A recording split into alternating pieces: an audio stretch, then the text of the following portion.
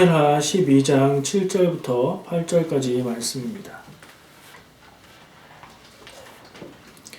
사무엘하 12장 7절, 8절 말씀 같이 찾으시고 한 목소리로 봉독하겠습니다. 나단이 다윗에게 이르되 당신이 그 사람이라. 이스라엘의 하나님 여호와께서 이와 같이 이르시기를 내가 너를 이스라엘 왕으로 기름 붓기 위하여 너를 사울의 손에서 구원하고 네 주인의 집을 내게 주고 내 주인의 아내들을 내 품에 두고 이스라엘과 유다 족속을 내게 맡겼느니라. 만일 그것이 부족하였을 것 같으면 내가 내게 이것 저것을 더 주었으리라. 아멘. 자, 오늘 말씀으로 함께 나누고 묵상할 인물은 오늘은 나단입니다. 나단이 누군지 아시나요? 우리가 매일 묵상 말씀으로 읽은 지 오래되지 않아서 아마 기억하실 것 같아요. 오늘 조금 전에 같이 읽었던 본문 말씀을 보면 다윗을 향해서 당신이 바로 그 사람이다 라고 다윗 왕에게 그것을 직언하는 그런 사람이죠. 다윗 당시의 예언자, 선지자였습니다. 다윗 왕 때에 그의 다윗의 왕 치아와 함께한 하나님의 말씀을 전했던 선지자가 다윗 왕을 찾아가서 당신이 하나님 앞에 죄를 지었다고 직언하는 내용을 우리가 지금 본문 말씀을 읽었습니다. 내용 기억을 위해서 간단하게 좀 말씀을 드려볼게요. 다윗이 평생토록 하나님 앞에 죄 지은 일이 몇 가지 되지 않는데 성경에 기록된 것으로요. 가장 큰 죄를 지은 것을 우리가 기억하고 있지요. 남의 아내를 데려다가 자기가 범했고 그 남편을 죽였고 결국엔 그 여인을 아내로 삼은 일이 있었습니다. 그 사람의 이름은 누구죠? 밧세바입니다. 죽은 남편의 이름은 우리야이고요. 그것이 다윗의 인생에 있어서 가장 큰 죄였을 것 같아요.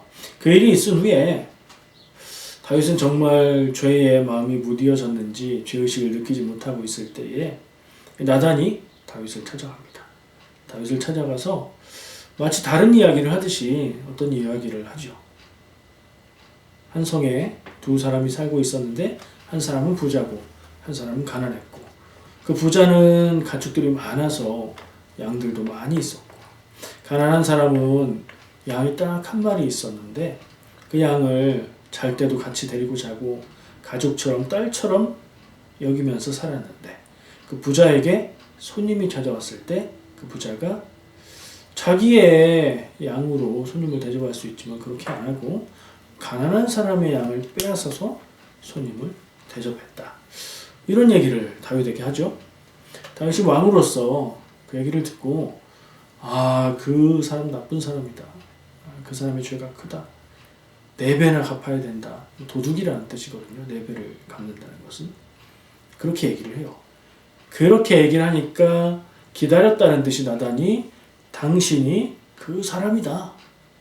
다윗 왕을 향해서 당신이 부자인데 양 한 마리를 가진 사람을 그 양을 빼앗아서 손님을 대접한 그 사람과 똑같은 죄를 지은 사람이다. 라고 얘기를 하는 장면입니다. 다윗은 그 말을 듣고 하나님 앞에 회개를 합니다.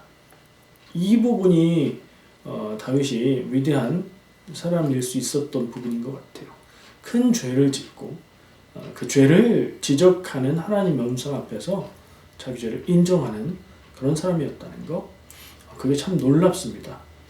우리가 삶을 살아갈 때 사소한 것 앞에서도 거짓말한 것을 내가 알고 내가 잘못한 것을 내가 아는데 그걸 인정하는 게 쉽지 않은 경험을 합니다. 다윗은 그렇게 할 수 있었어요. 그렇게 했다고 해도 그 죄가 없어지거나 작아지는 건 아닙니다. 정말 너무나 나쁜 큰 죄를 지었어요. 오늘은 다윗 얘기를 할 게 아니라 나단 얘기를 할 거예요. 나단은 누구라고요? 다윗에게 왕 앞에 나가서 당신이 그 죄인입니다 라고 직언을 했던 사람이라고요. 그는 뭐 하는 사람이었다고요? 예언자, 선지자였다는 거예요. 예언자와 선지자는 같습니다. 예언자는 미리 말하는 사람 혹은 하나님이 맡기신 말씀을 말하는 사람이란 뜻이고, 선지자는 하나님이 행하실 바를 미리 아는 사람이라는 뜻이에요. 거의 똑같은 의미입니다. 그래서 선지자, 예언자는 바꿔 써도 상관없습니다. 나단은 다윗이 다스릴 때에 다윗의 곁에서 하나님의 뜻을 전해 주었던 하나님의 선지자였어요. 어떤 일에 대해서는 필요할 때 하나님의 명령으로 하나님이 전하는 바를 백성들에게 혹은 왕에게 전하는 역할을 하는 게 선지자죠. 하나님의 뜻을 구하는, 그리고 하나님의 뜻을 알려주는 사람이기 때문에 백성들이 혹은 왕이 하나님의 뜻을 구할 때는 선지자를 찾아가서 하나님의 뜻을 묻기도 했습니다. 그런 선지자는요, 자격 조건이 없어요. 우리가 선지자하고 비교할 수 있는 어떤 직책을 생각하면 제사장이 있거든요. 제사장은 누가 될 수 있어요? 어떤 특정한 이스라엘 12지파 중에 특정한 한 지파의 사람이어야 돼요. 어떤 지파죠? 레위 지파 사람이어야 하고요. 그런데 제사장은 그 중에서도 어떤 가문의 사람이어야 됩니다. 최초의 제사장이 누구였죠? 모세의 형 아론이었습니다. 아론의 자손들만 제사장이 될 수 있어요. 레위 지파 사람들은 회막, 성막, 그리고 성전의 일을 감당하는 역할을 할 수 있었고요. 자, 그러면 이 제사장은 자격 조건이 필요해요. 제사장이 되려면 가문으로 아론의 가문에 속해 있어야 하는 거예요. 그리고 그것은 무슨 말이에요? 아론의 자손이 제사장이 된다는 얘기는 제사장의 직은 세습된다는 얘기죠. 아들에게 물려서 세습이 되는 직이었어요. 근데 선지자는 달랐어요. 아무런 자격 조건이 없어요. 어떤 것을 갖춰야 되는 것도 아니고 어떤 사람들에서 나오는 것도 아니에요. 무엇 하든지 직업도 관계없고 학벌, 학식 이런 거 하나도 관계없어요. 하나님이 부르셔서 그를 사용하시면 선지자가 되는 거예요.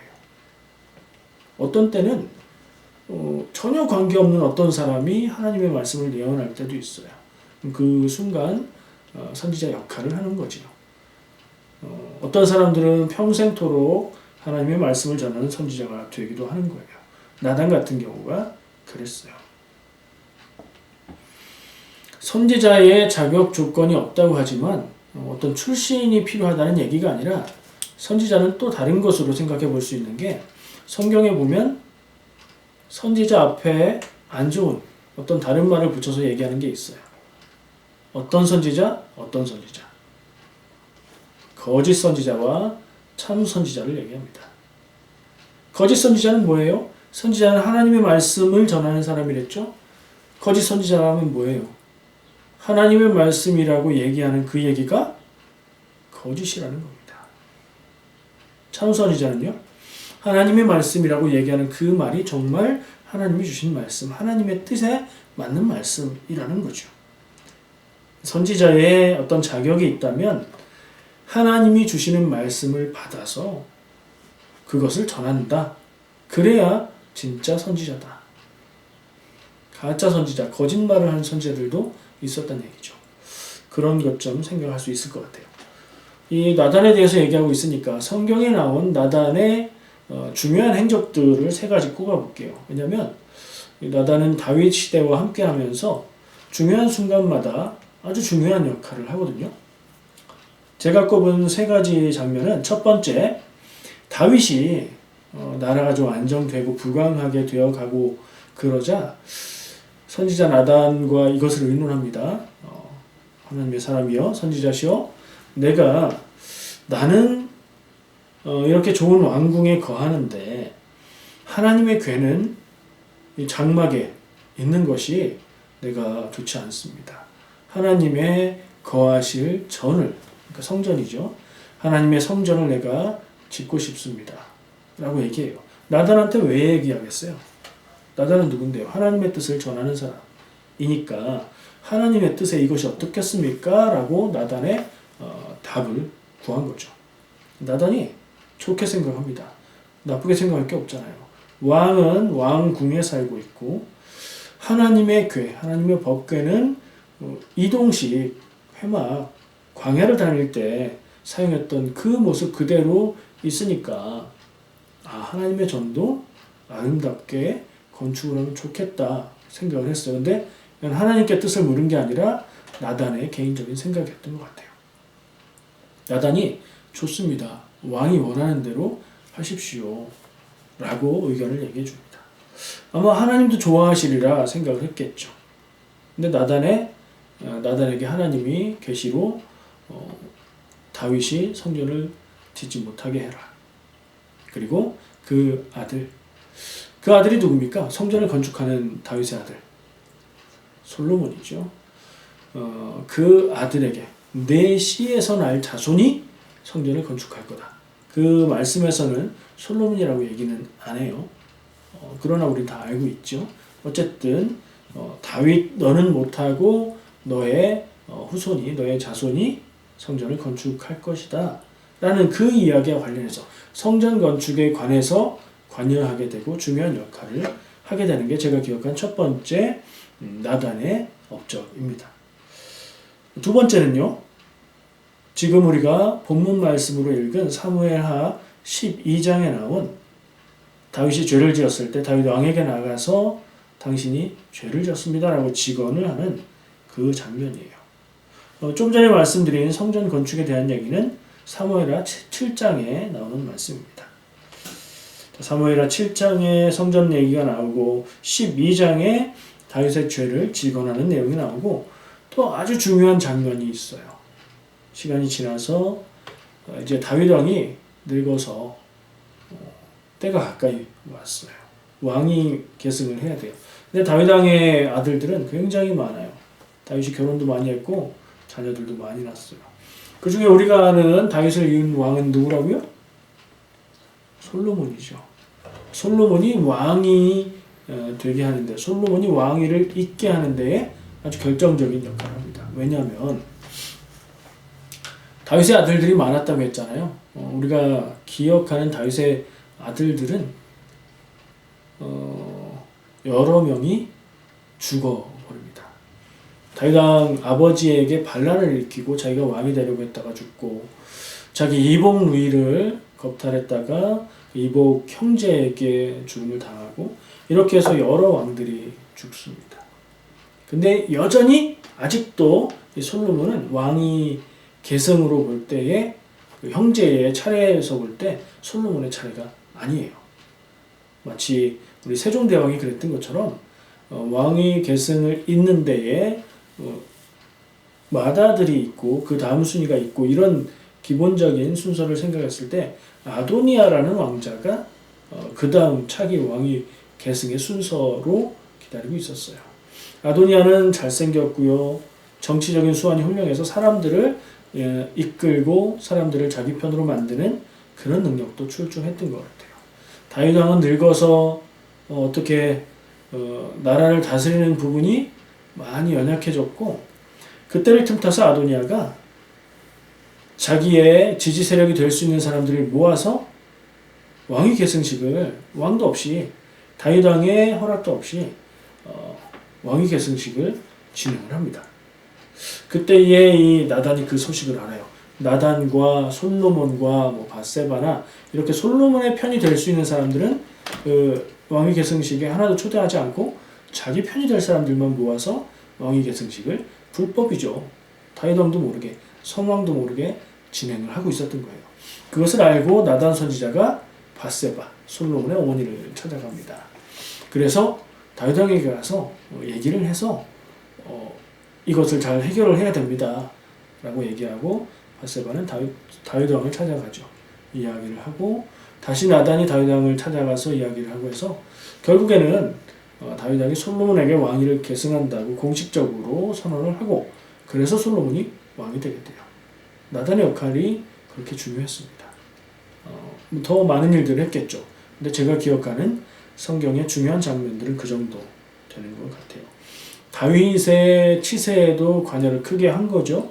그리고 솔로몬이 왕이 되게 하는데도 큰 역할을 했고 다윗과 솔로몬에게 있어서 정말 중요한 역할을 했던 사람이라고 생각할 수 있어요. 다윗의 곁에서 하나님의 뜻을 전해주는 사람이었기에 다윗이 하나님의 뜻에 알맞은, 하나님의 뜻에 꼭 맞는 그런 사람이라고 평가를 받는데 이 나단의 역할이 작지 않았을 거라는 생각을 합니다. 한번 상상해 볼까요? 오늘 읽었던 본문 말씀, 나단이 다윗이 큰 죄를 지었고 그의 앞에 가서 당신이 죄인이라고 지적해야 되는 상황을 한번 상상해 보세요. 여러분이 그 예언자라고 생각해 보세요. 나는 하나님의 뜻을 따라서 하나님의 말씀을 사람들에게 선포하고 왕에게 얘기하는 사람이에요. 근데 왕은 어쨌든 그 나라에서는 최고의 권력자예요. 최근 왕의 모습을 보니까 이 사람이 하나님의 뜻에 밝고 하나님의 뜻을 따르던 그런 모습에서 변한 모습이 보여요. 그 사람에게 나아가서 당신이 죄인입니다. 당신이 큰 죄를 지었습니다. 라고 말하면 어떻게 될까 하는 생각 안 들었을까요, 나단이? 모르겠어요. 나단은 그 가족이나 배경이 어떻게 되는지 모르겠고, 그런데 일반적인 상황이라면 자기 목숨을 내놓고 하는 일이에요. 그 나라의 최고 권력자. 그냥 최고 권력자라는 말이 어울리지 않아요, 왕은. 물론 이스라엘의 왕은 하나님의 뜻을 대신해서 하나님의 백성을 다스리는 왕이지만 세상에서 볼 때에는 나라의 주인이에요. 그런 사람 앞에 나가서 당신이 죄인입니다 라고 말한다는 거 상당히 부담스럽고 두려운 일일 수 있어요. 나단은 그렇게 했습니다. 예언자는 정말 목숨을 내어놓고 하는 경우가 예언을 할 때, 하나님의 뜻을 전할 때 목숨을 내어놓고 하는 경우가 많았어요. 사람들의 핍박과 미움을 받는 일은 허다했고요. 사람들이 하나님의 말씀과 뜻을 전한다고 해서 그를 존중하고 대단하게 여기고 그랬을까요? 뭐 그런 때도 있겠죠. 근데 생각해 보세요. 하나님이 어떤 사람을 시켜서 하나님의 말씀을 전한다? 그리고 우리가 기억하는 예언자들의 예언의 내용들을 생각해 보세요. 너희들 잘 될 거야. 너희들 잘하고 있어. 이런 예언을 하나요? 그런 때는 그냥 놔두면 되잖아요. 예언자들이 나서서 얘기하는 건 뭐예요? 너희들 잘못했어. 너희들 틀렸어. 이렇게 살면 멸망해. 이런 얘기 하잖아요. 예언자들은 대체로 하나님 뜻을 따라서 하나님의 말씀을 전할 때에 그것으로 인해서 오해받고 핍박받고 생명의 위협도 감수해야 되는 그런 사명이에요. 권력 앞에서도 그의 범죄에 대해서 하나님이 말해라. 그러면 말해야 되는 그런 직책입니다. 이런 예언자의 역할과 사명을 생각할 때 성경에서 떠오르는 인물 두 명이 있습니다. 구약에 한 명, 신약에 한 명. 여러분 어떤 사람 이런 처지에 처했던 예언자가 떠오르세요? 많아요. 많은데 저는 두 명만 생각합니다. 한 명은 이스라엘 백성이 가나안 땅에 들어갈 때에 나타나는 어떤 사람이에요. 이스라엘 사람이 아니고 이방인입니다. 자, 이스라엘 백성이 모압 평야에 진을 칩니다. 여기는 지금 요단강을 건너서 가나안 땅으로 들어가기 바로 직전의 땅이에요. 그러니까 가나안 땅에서 그 성에서 여리고성 같은 데서 바라보면 이스라엘 백성이 보일 수도 있어요. 높은 곳에서 보면 이스라엘 백성이 진치고 있는 게 보이는 거예요. 그때에 가장 큰 위협을 느낀 게 모압 왕입니다. 모압 지역의 왕이 지금 아모리 족속까지 다 이기고 이스라엘 백성들이 저기에 와 있는데 그 다음은 우리겠구나. 두려움에 빠져요. 근데 싸워서는 전혀 이길 수 없다는 생각을 합니다. 지금 누구 얘기하는지 슬슬 떠오르시죠? 발람 이야기를 하려고 하는 거예요. 모압 왕의 이름은 발락. 발음이 비슷해서 헷갈려요. 모압 왕의 이름은 발락이고요. 그 모압 왕이 미디안 장로라는 사람들에게 정보가 많은 사람들이거든요. 어떻게 해야 저 이스라엘 사람들을 물리칠 수 있나 묻습니다. 전쟁으로 해서는 못 이길 것 같으니 어떻게 해야 됩니까? 라고 물으니까 그 미디안 장로들이 알려준 방법이 저기 메소포타미아에 발람이라고 하는 유명한 술사가 있다. 술사라는 건 주술사, 점쟁이 혹은 주술로서 어떤 능력을 행하는 사람이에요. 자, 누구요? 왕의 이름은 발락, 주술사의 이름은 발람. 그 발람을 불러다가 저 이스라엘을 저주하면 그들이 물러갈 거다라고 얘기합니다. 그래서 이 발락은 큰 돈을 주고 이 발람을 불러옵니다. 발람한테 와서 저 이스라엘을 저주해서 우리를 침입하지 못하게 해주시오 라고 해요. 이 발람은 하나님의 선지자가 아니에요. 하나님의 선지자가 아니라 그 지역의 술사, 주술을 하는 사람이었어요. 그러니까 자기가 재물을 얻는 것을 좋아하고 그것을 위해서 가서 하고 싶어 했어요. 근데 하나님이 안 된다 하셨어요. 하나님을 섬기는 선지자가 아님에도 불구하고 하나님이 그에게 임하셔서 안 된다, 가지 마라. 근데 그는 이제 가고 싶어 했고 결국에는 가도록 허락을 받습니다. 거기에 이제 그 당나귀가 말하고 뭐 그런 장면들이 나오고 결국에는 모압 왕 발락에게 가서 이스라엘을 향해서 저주하려고 제물을 하나님께 드리고 하나님의 제사장도 아니면서 하나님이라는 이스라엘의 한 신을 향해서 자기가 아는 많은 신, 우리가 아는 점장이들이 하는 거하고 비슷한 거죠. 어떤 신들 중에 여호와 신을 향해서 제물을 드린 거예요. 그리고 나서 저주를 하려고 딱 하는데 저주가 나오는 게 아니라 이스라엘을 축복하는 말이 나오는 거예요. 왜 그랬을까요?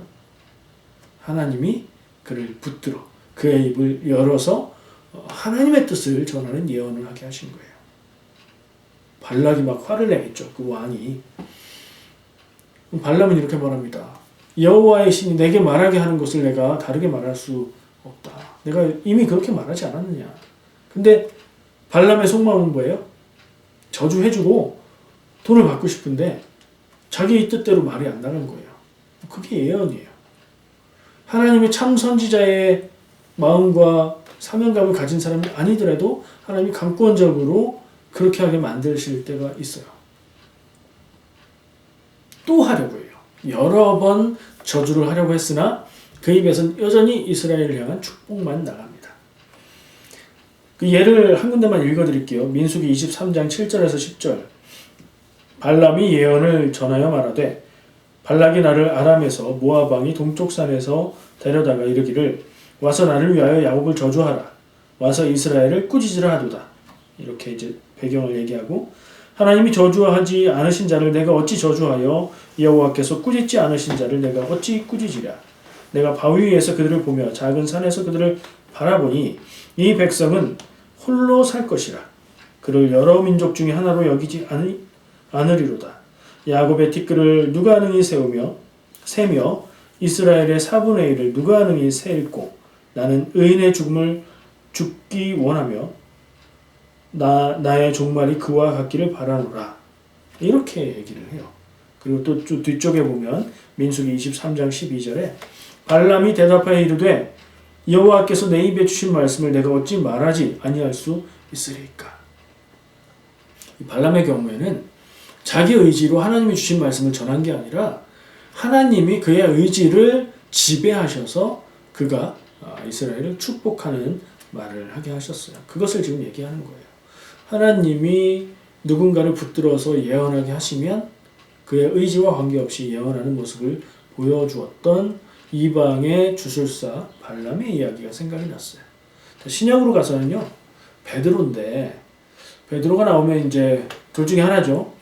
예수님과 함께 동행하면서 있었을 때냐 아니면 예수님 승천하신 후에 사도행전의 이야기냐. 사도행전의 이야기입니다. 사도들이 전도하고 이러고 다니다가 성전 앞에 미문, 아름다운 문이라고 하는 그 문, 거기를 자기 자리 삼아서 지나가는 사람들에게 구걸하는 거린이 있었어요. 근데 그는 태어날 때부터 장애를 가진 사람이었어요. 성경에는 안진뱅이라고 기록합니다. 다리를 쓰지 못하는 사람인 거죠.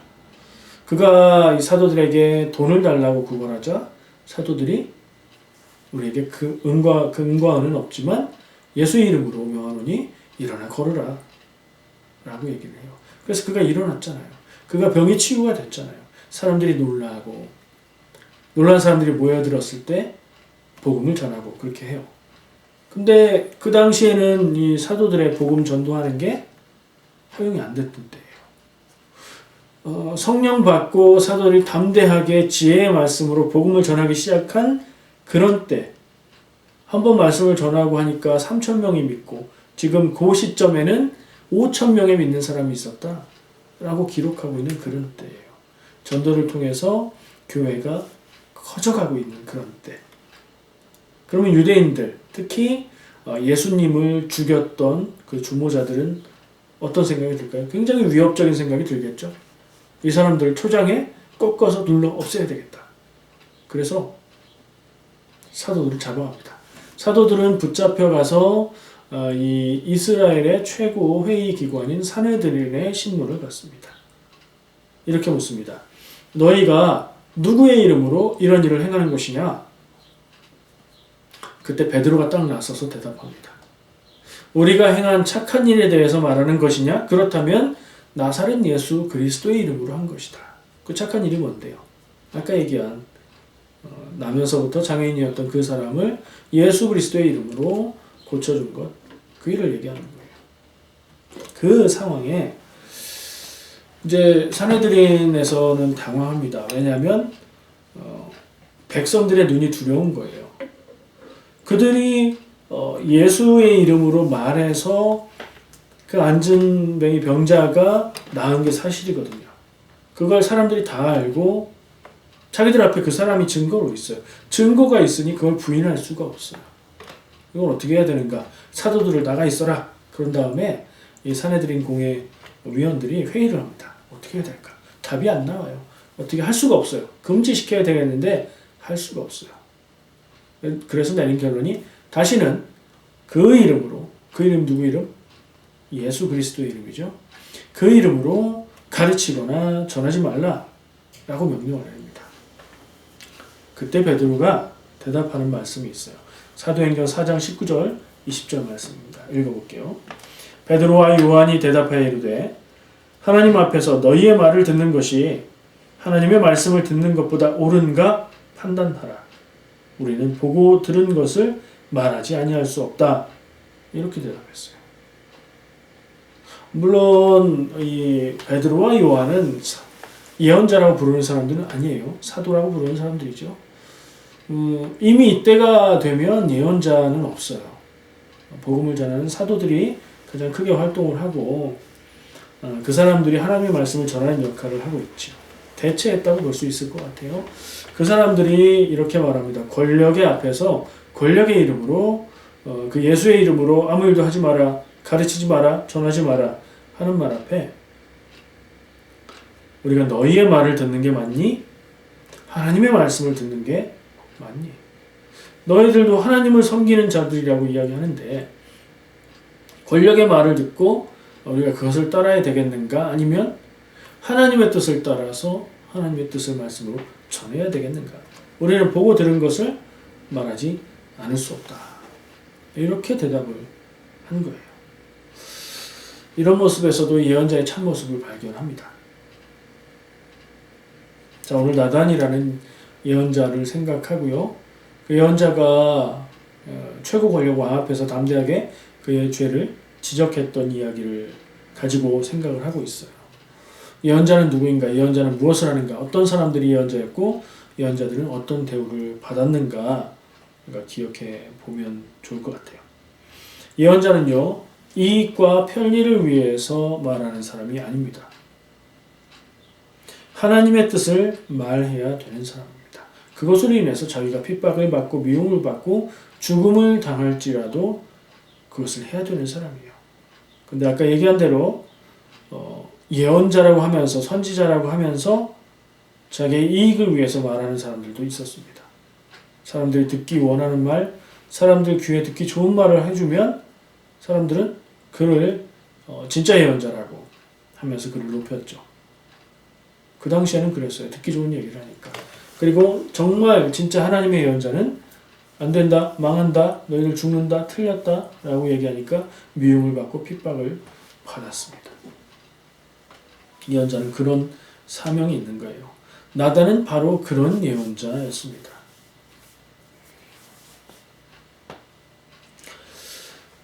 어떤 생각이 드십니까? 현대에 지금 우리가 교회 생활을 하고 있는데 교회에서 제사장 같은 사람은 누구일까? 목사님.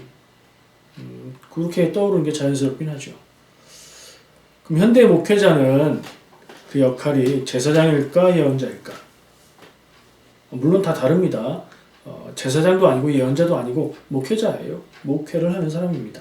목회를 하는 사람의 역할에는 일단 예배를 인도하고 성례를 집전하고 예배 가운데 말씀을 선포하고 또 예배 이후에는 성도들의 영적인 모습을 돌보고 양육하는 목양의 일들이 다 포함이 되어 있어요. 그러면 제사장과 예언자랑 비교해 본다면 제사장의 역할도 있고 예언자의 역할도 있는 것 같아요. 설교자로서는 예언자, 하나님의 말씀을 전해야 되는 거고 예배를 인도하는 부분에 있어서 성례를 집전하는 부분에 있어서는 제사장 역할도 있는 것 같고 또 목양을 하는 부분에 있어서는 선지자나 제사장과는 또 다른 또 역할이 있는 것 같아요. 근데 좀 더 생각해 보면요. 목회자만 그런 예언자, 제사장과 비슷한가? 제사장 얘기하면 생각나는 거 있잖아요. 개신교는 종교개혁 이후로 만인 제사장을 이야기합니다. 만인 제사장은 모든 사람이 제사장이라는 거예요.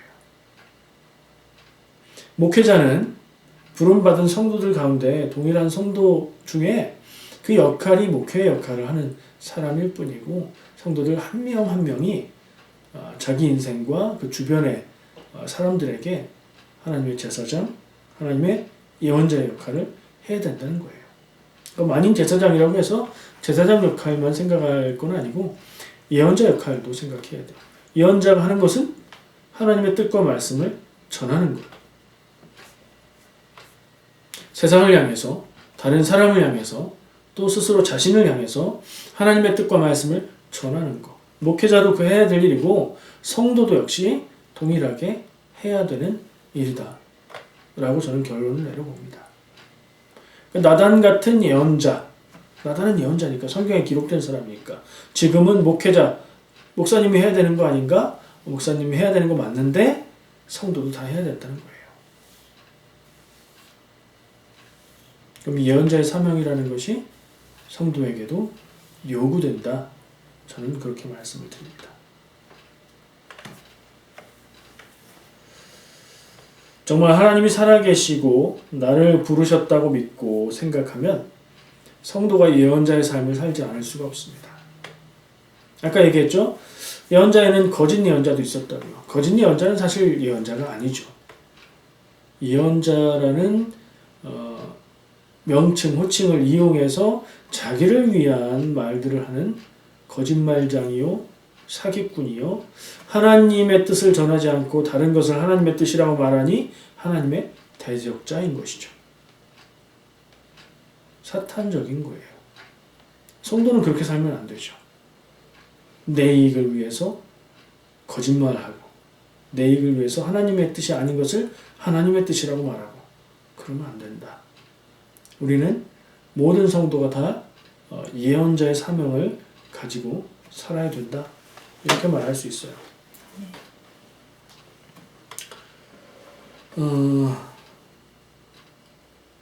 똑같이 하나님의 앞에서 사는 성도로 우리도 제사장이요 예언자가 되어야 하는 줄 믿습니다. 하나님의 뜻을 따라서 하나님의 계획을 이루며 사는 것이 성도의 인생이어야 합니다. 하나님 앞에서 이것이 말뿐인 것이 아니라 현실이 될 때 하나님 앞에서 살아간다 이런 표현들을 하잖아요. 내가 하나님 앞에 서 있다는 거예요. 내가 살아가는 인생의 모든 순간, 내가 말하는 모든 말들, 내가 행하는 모든 일들, 내가 생각하는 모든 생각들 하나님 앞에서 하나님이 나를 보고 내 깊은 곳까지 다 알고 계신다 하는 의식, 그것을 생각하면서 살아가는 게 성도의 삶이어야 하고 예언자 같은 삶이어야 된다는 거죠. 결론을 정리해보면 이렇습니다. 우리는 다윗이 그랬던 것처럼 내 안에 나단과 같은 선지자를 두고 살아야 합니다. 좀 전까지는 성도가 자신이 예언자가 되어야 된다 이런 얘기를 했는데 조금 더 다른 의미로 우리 내면 안에 양심의 목소리, 하나님의 음성으로 나를 향해서 하나님의 뜻을 전하고 내가 죄를 지었을 때 그것은 하나님 앞에 죄다 라고 말하는 선지자를 두고 살아야 된다는 겁니다. 여러분들 가슴 속에 그러한 선지자의 음성이 살아 있습니까? 예언자적인 삶을 살려면 가장 먼저 자기 스스로 하나님 앞에 하나님의 음성을 듣는 선지자가 내면에 살아 있어야 될 줄 믿습니다.